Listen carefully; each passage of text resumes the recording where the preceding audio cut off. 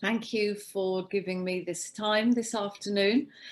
Just to follow on from the last little conversation, I'm going to put in the chat. Quite excited about this. This is a new children's book, also with SPCK, that I've got coming out in about 6 weeks, no, a couple of months' time, mid-June, that I've co-authored with the comedian Paul Carenza, and it's aimed at 7 to 9-year-olds and really will be pretty much the first Christian book looking at getting not just, there are Christian books out there sort of with lovely explorations of Genesis chapter 1 and the biblical story there, but this is really aimed at getting kids engaged with wider creation care with a very biblical basis. So it's Planet Protectors, 52 Ways to Look After God's World. And James, it might be something I hope you can encourage at Keswick for your families there and for the children's work. Very, very excited about it. I provided all the material, and then Paul Carenza, who's just a genius, he put it into 7 to 9-year-old format, and you'll see it's all got illustrations and everything. It's great fun. I'm hoping it will be a brilliant way to engage children, and more importantly, their adults will be reading it to them, which is the main aim for me. They're my target audience through the book. So engaging all families with caring for this amazing world that God has made. Which brings me very neatly on to what we're going to be looking at this afternoon. Is creation care, is whole wider creation care a gospel, part of the gospel mandate? I'm going to give you the clue. The answer is yes. I'm not going to leave you guessing on that one. So maybe it's more looking at why is whole creation care part of the gospel mandate? And as Ruth said, I've been involved with these issues for many, many years, probably 20, 30 years. I've been speaking and teaching in the church around issues of environmental care and poverty as well. And I'm very clear that we need to hold these things together. And it's detrimental to separate environmental care and put that in one box, and then taking care of people's needs and put that in another box, and you'll see why I think that's detrimental. We need to hold those things together. So I've been engaged for many years on helping Christians and churches to think through, where does responding to people's needs and taking care of this wider world, where does that fit in with our faith, and particularly with our understanding of what the gospel is about? And so I want to take some time with you to explore that biblically, and then we'll have some time for you to chat that through in groups, and then we can come back together for some discussion time as well. I'm not going to be looking in my main presentation, I'm not going to be looking at the practical things, but we can get into that then through the discussion time to think through, okay, if this is the case, then what does that actually mean?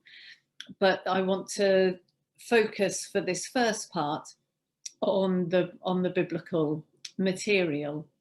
And what I'm actually not going to do is give you an environmental theology or a theology of creation care or something, because I think there's a danger in the church that we create lots of theologies of this and that. We have a theology of creation care, or a theology of race, or a theology of gender, and it becomes something that we package, put on a shelf, and is there for people who are particularly interested in that topic.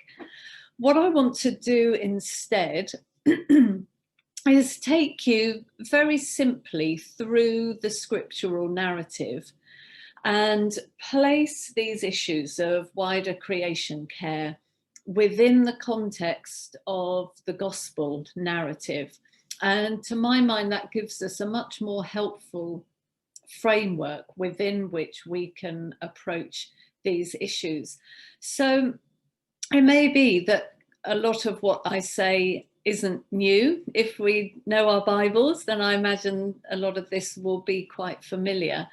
But it may be that it's packaged in a way that helps us understand the integral nature of the gospel, of the good news of Jesus Christ. So I'm just going to take you through the narrative that we have in the scriptures. And as you would expect, I'm going to start in the beginning, right in the opening words of the Bible, where we're told that God created the heavens and the earth. This doesn't have to be a start of a debate about evolution. I know you're exploring and unpacking some of these issues over the next couple of days in your time together. Whatever view you hold on how the universe came into being, this statement states that God was the cause of that. So God is the originator and is who lies behind our world. And the world that God created, he created very good. And with the PowerPoints, if you want to, maybe if you click again, we'll get some words under in the beginning. Does anything come up? Oh no, go back. That's a shame. I put something else in there. No, that's all right. Go back to that. Okay, I put some other words in that, but maybe it hasn't come through in what I sent you. So apologies. So we'll just stick with that slide in the beginning for a little while. So in the beginning, God created the world. And the world that he created was very good, as we read at the end of that first chapter of Genesis. We can skip over this so quickly, but we mustn't, because it's so important. This is such an important affirmation of how God views this world, the whole universe and all the galaxies, of how God views this world that he has created. And those two little words, very good, are like dynamite, because they blow up this unbiblical dualism that as a church we have adopted through the centuries. And we've lived with, and you may well have been brought up with, a dualism that has taught, excuse me, that which is earthy, physical, material, is somehow inferior to that which is ethereal, non-physical, immaterial. And we call this immaterial world the spiritual, and then the physical world we call the earthy. And we see this earthy world as inferior to the other world. But that's not what we get here in the scriptural narratives. We see this real affirmation that the world that God has created is very good. And you might know that circulating at around a similar sort of time to when we think the Genesis creation narratives found their final form was a dominant Babylonian creation myth. And this creation myth said that the world was created out of the body of a vanquished goddess. So the Babylonian story, Enuma Elish, depicts it's this long saga of all these gods and demons and a goddess all fighting against each other until the final god, Marduk, who the Babylonian kings worshipped. Marduk was the one who comes through as supreme.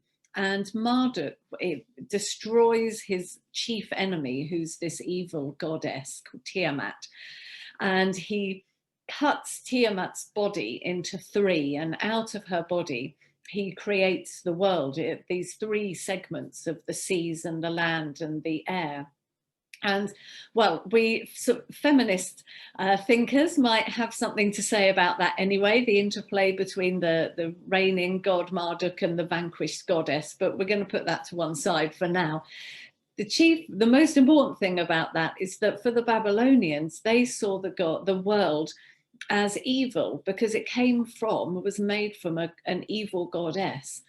What a contrast to our scriptural narrative that sees this world as having come from God, a God who spoke the world into existence. The world comes from God's speaking, from God's verbalizing, and therefore is good, is very good, because it comes from a God who is very good. And so God looks at this world and says, it's good, it's fantastic. I love this world.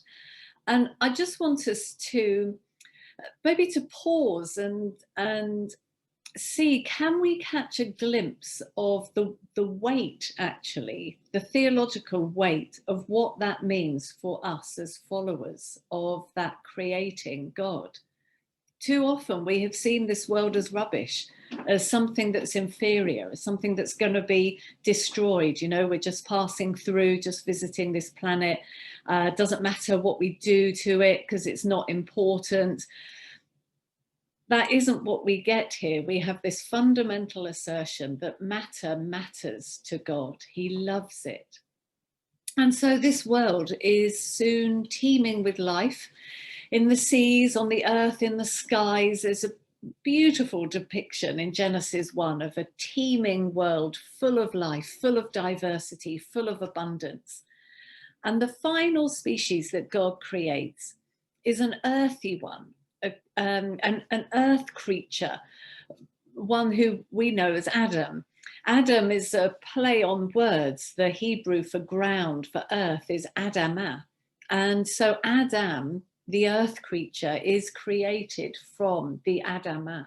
We are earthy ones. That's who we are. We're not angels. We're not spiritual beings existing somewhere else. We are physical, earthy ones, created from the soil. We are humans from the humus. We are created as earth creatures. And the similarities between this earth creature and the other living things are many. All are blessed to multiply and fill the earth. That's not only given to human beings. All are blessed to multiply and fill the earth. All creatures have the breath of God in them. In Genesis 1:20 speaks of that. It's not correct to see God breathing into Adam's nostrils as God giving humanity a soul or a spirituality in contrast to other living beings. All creatures have the breath of God in them, and in fact elsewhere other animals are described as having a soul. But there are lots of similarities that really speak into how we are part of the community of creation. We're not separate to the rest of what God has made. But of course, there is one difference. Only Adam, only the earth creature, is made in the image of God. And it's in this description that we learn what makes us human and uniquely human. This phrase, the image of God, reflects the Babylonian context again, and archaeological discoveries have found royal tombs with the inscription on them, describing that particular king as having been made in the image of whichever god it was that they worshipped. So to be made in the image of a god meant that the king represented that god to his people, ensuring social harmony and fertility of crops and livestock. We have been made in the image of the Creator God to represent him to the wider creation and to carry out God's kingly rule. In Genesis 1:26-28, that talks of, where it says, let us make humankind in our image, in our likeness. I don't know how your Bibles translate that, but often it has, let us make humankind in our image, in our likeness. And then there's a comma, and often an and let them rule over the birds of the sea and the birds of the air and the fish of the sea and so on, as if it's two things. One, we're going to make humankind in our image. Two, we're going to set them to rule over the livestock and everything. The most recent NIV translation has changed that in line with the thinking of an Old Testament scholar called Chris Wright, who I'm sure is familiar to many of you. And he says that a more faithful translation is, let us make Adam in our image, in our likeness, so that they may rule over the fish of the sea, etc. In other words, we've been made in God's image so that in order that we might then look after the rest of what God has made. And let's remember that the idea of ruling in the Old Testament isn't about oppression or domination. But when we look at God's words to his kings and how he wanted his rulers to behave, it's all about love, taking care of the other. Ultimately, it's about servant, being a servant. So ruling over is really about us being a servant to the rest of what God has made. So if we are to represent God, if God's image is an essential part of who we are, then we represent God's fundamental nature, and that nature is relationships, as expressed in the Trinity. To be human is to be in relationship. The theologian John Zizioulas says, coined this wonderful phrase, beings in communion. That's who we are, what it means to be human. And I find it helpful to see those relationships as threefold. We have been created to be in relationship with God, with other people, and with the wider natural world, with the whole creation. So we've seen already that we have been created to be in a healthy relationship with the wider natural order. We are humans made from the humus. Genesis 2:15, we've been placed in the garden to take care of it and tend it and look after it. We've also been created to be in relationship with God. The chief end of man is to worship God and to glorify him forever. The aim was that we would walk with him in the garden in the cool of the evening. And we were created to be in relationship with each other. The earth creature, Adam, alone with the animals was not enough. The Adam needed a partner. And so Eve was created and human community was born. And it's interesting that up until Eve was created, Adam is always the Adam, always has the definite article in front. It's always the Adam. And Adam doesn't become a proper name until Eve is created. Then the is dropped and you have Adam and Eve, and Adam becomes a name. So we were created to be in relationship with God, with other people, and with the wider world.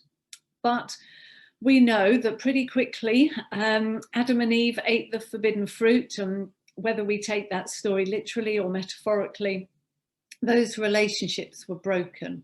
And Genesis 3 is almost like a laying out of those three relationships being broken. Suddenly the human couple were afraid of God and hid from God. Their relationship with each other was fractured as the blame game starts. And God tells them that their relationship with each other will be disordered. And then communion with the wider creation is broken down too. The snake will now be hated by human beings. The ground will be hard to work, will be dominated by thorns and thistles.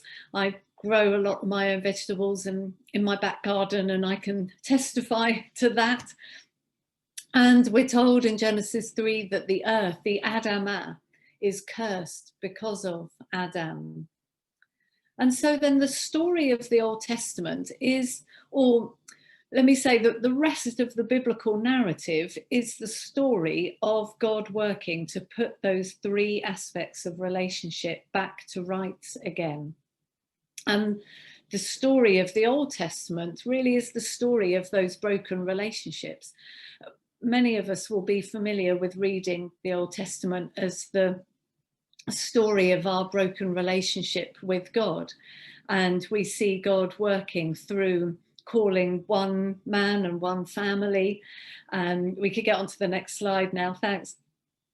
And then through a nation and carrying that through. We're familiar with reading the Old Testament as the story of that relationship between the broken relationship between people and God.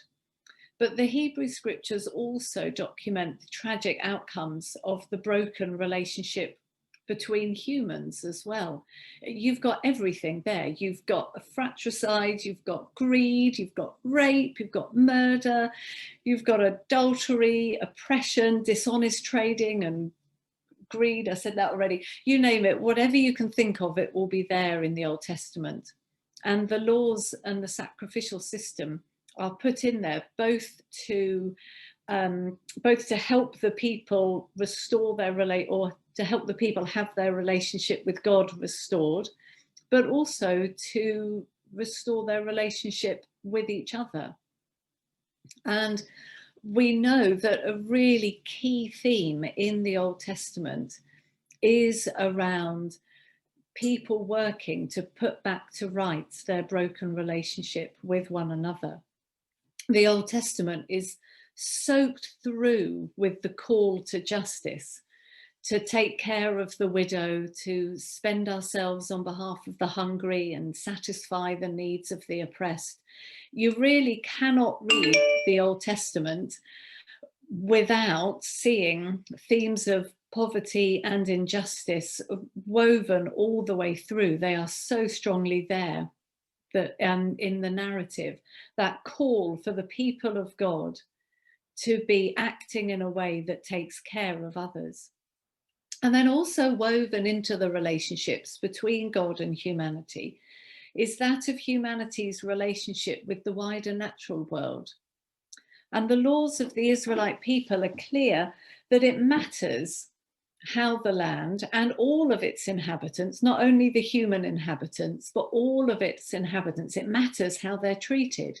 So the laws of the Sabbath apply not only to humans, but more widely.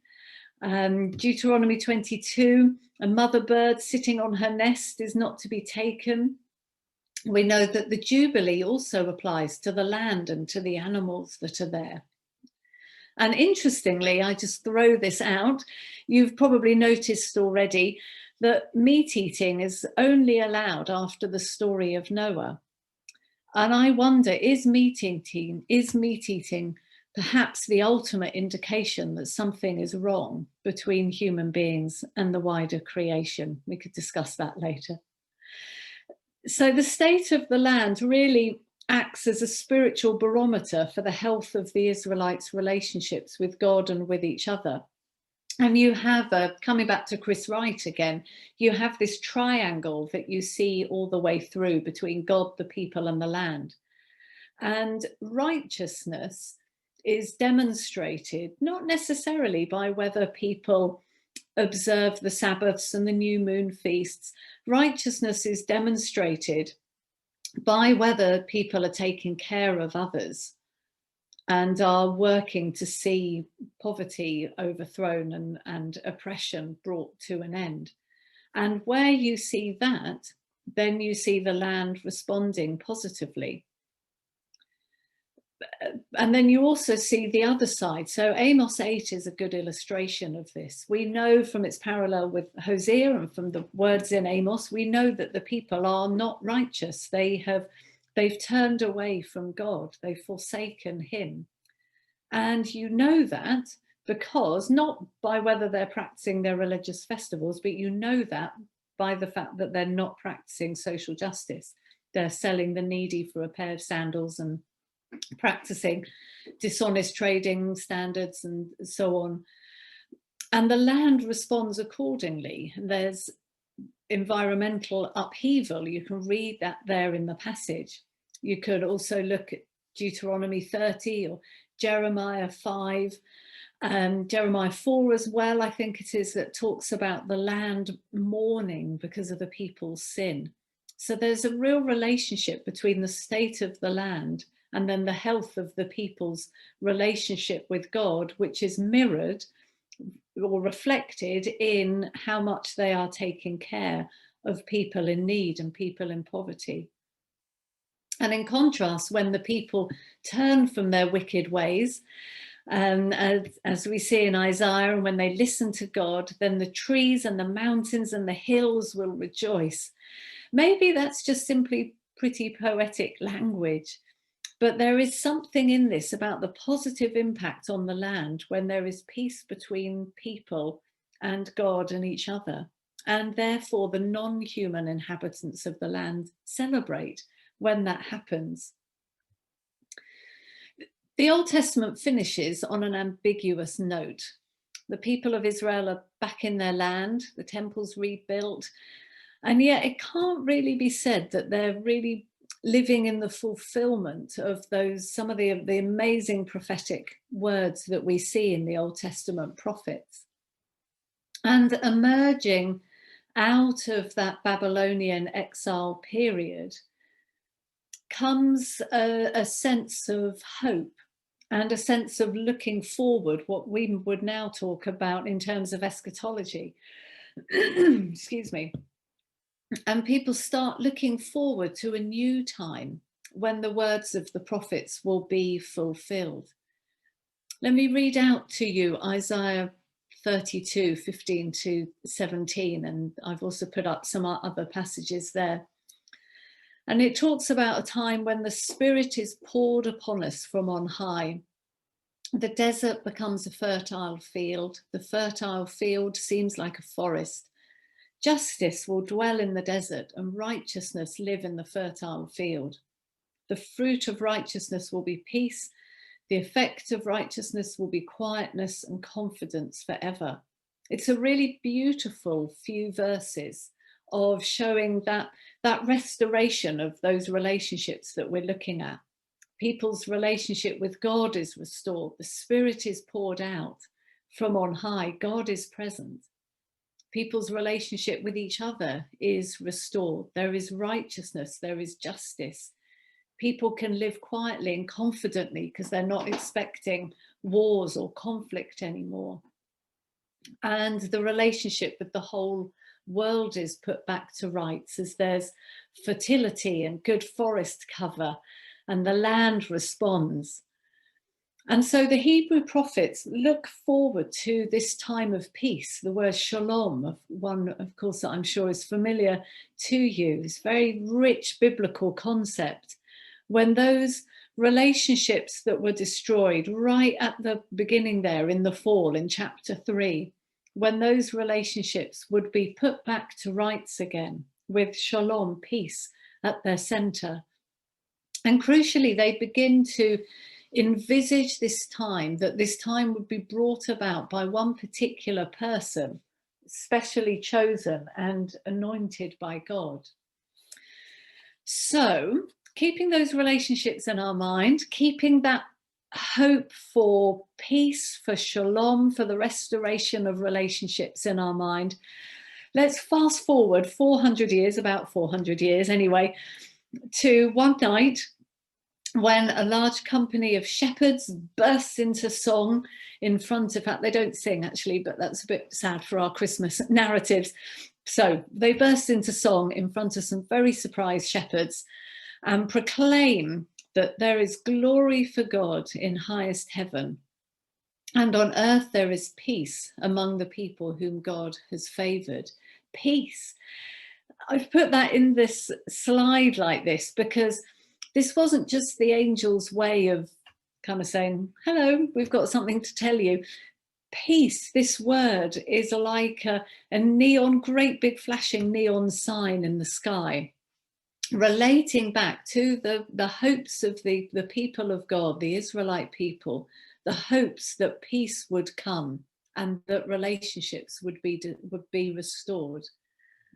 And the angels are saying that those hopes are being fulfilled, and they're being fulfilled in one very particular newborn baby. And the good news of Jesus, the gospel, is that through Jesus there is peace. We worship him as the King of peace, don't we? His life, his death, his resurrection, his ascension, the whole Christ event together have brought about reconciliation. And that reconciliation happens in the three areas that we've been looking at. So we know, of course, that Jesus came to restore our relationship with God, and we could slip on to the next slide. Thank you. We know, of course, that Jesus came to restore our relationship with God. That's the stuff of our faith, isn't it? And it's the basis on which our life rests. And I've put up some of those key verses there, and I don't need to speak into that. But the good news of Jesus is also that Jesus came to restore our relationships with one another. And again, some of those verses there's, well, I'm sure they're familiar to you. Ephesians 2, that dividing wall of hostility has been broken down through the cross of Christ. And the death of Jesus and his life and his resurrection also were to restore the broken relationships between ourselves and with the whole creation. And we see this in Romans 8. The creation has been subject to frustration as a result of the fall. And so when we know what it truly means to be the children of God again, we will be set free to fulfill our original calling, to take care, to be kingly servants of this world, and then the whole creation will be set free. Colossians 1:19-20 makes it very clear that Jesus' blood was shed on the cross, not only for human beings, but in order to reconcile all things to God in heaven and on earth. Now, that doesn't take away from the central aspect of humanity's relationship with God being restored. And I hope none of you are hearing me saying that that isn't important anymore. That is still absolutely crucial. Sometimes I talk about that as being like the core of the apple. It's the core of the gospel. But actually, if we only have the core, then we have a pretty emaciated apple and we have a pretty emaciated gospel. If we only focus on that reconciliation with God, then we've missed so much else that is a part of the good news of Jesus Christ. The theologian Colin Gunton, the late theologian Colin Gunton, said, "We human creatures are the center of the world's problems, and only by our redirection will the whole creation be set free." So that restoration of our relationship with God is central, but it's central because we need to be set free so that the whole creation can then be set free.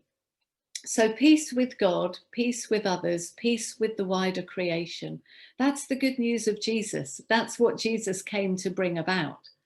And the amazing news is that as we work towards those things in our own lives, so then that fourth dimension that I've put in, we experience peace within ourselves too. And inner peace isn't just some 60s, 70s hippie kind of thing. It's not just something that we talk about today with mindfulness and inner well-being and so on. Those things are important. They are rooted in the good news of Jesus Christ. Through Jesus Christ, we can find inner peace. So tracking this story through, when we look at the future, we see that our future hope is also about that restoration of relationships. And we only get some little glimpses of the future. If we can have the next slide, we just get some little glimpses there. But when we do look at the future, we see, and I'm quoting Chris Wright again, I'm liking him a lot today. When we look at the future, this quote for me, I just think is brilliant. The consistent biblical hope is that God should do something with the earth so that we can once again dwell upon it in rest, in Sabbath peace with him. The Bible speaks predominantly of the need for God to come here, not of the wish for us to go somewhere else. And the small glimpses that we see of the future are not of this world destroyed and are spending the rest of our days in some ethereal floaty heaven. But when Jesus returns to this earth and the heavens will be transformed, renewed. It's not just a continuation of what we've got to something better. There is the expectation of not a rapture, but a rupture, and then of transformation. And so this current world is valuable because it will see its way through into the future. So as we look at the scriptural narrative that we have there, we see these relationships right at the heart of the scriptures. We were created to be in relationship. Those relationships have been broken. And then the good news, the gospel of Jesus Christ, is that through him, all things can be reconciled to God. And this really is my manifesto for life. It's our manifesto for life. For me, it's this three-dimensional understanding or four-dimensional understanding of relationships that defines who I am and what I do, and that defines what it means to be a follower of Jesus. And I hope it's obvious that this framework then provides us with a full understanding of the gospel of Jesus Christ. That means that worship, evangelism, the spiritual disciplines, social justice, campaigning, ethical consumerism, looking after the space that's around us, practically helping those who are financially poorer, and so on and so on. All of these and more are outworkings of this relational scheme and a part of what it means to have an integral gospel. And the wonderful thing is that I don't see any of these as having priority over the others. No one thing is more important. They blend together into a harmonious whole.